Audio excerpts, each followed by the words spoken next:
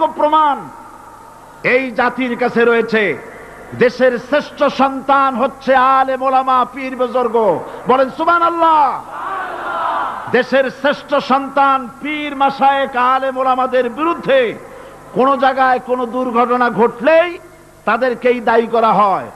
হরকুতুল জিহাদ, লাদেন বাহিনী, তালেবান নাম করে আলেমদেরকে গ্রেফতার করে এই সরকার পুলিশ দিয়ে নির্যাতন করেছে সরকার।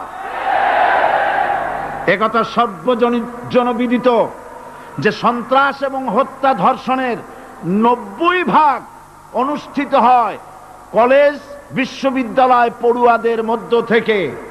আর চরিত্র সৃষ্টির শ্রেষ্ঠ কারখানা মাদ্রাসাগুলি এই সরকার একটা একটা করে বন্ধ করার পরিকল্পনা গ্রহণ করেছে। মাদ্রাসা শিক্ষাকে সংকুচিত করে ফেলছে।